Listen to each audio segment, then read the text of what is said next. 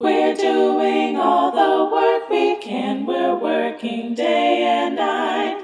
We're working smart with hand and heart. We're fighting the good fight.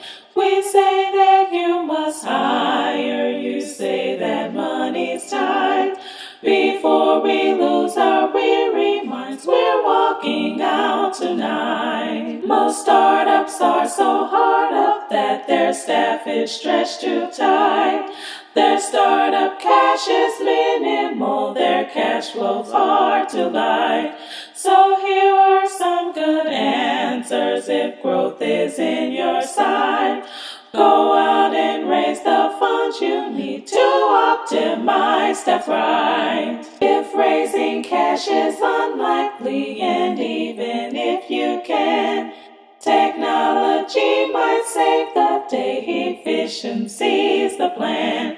Prioritize new systems. Too much change and too fast confuses folks till it's no joke, can make them feel harassed. First ask your staff the question, what they suggest be done. Some great ideas come from within, some from a higher gun. Ask customers and vendors what isn't working well. Adjust work steps till they make sense. Bring joy to personnel.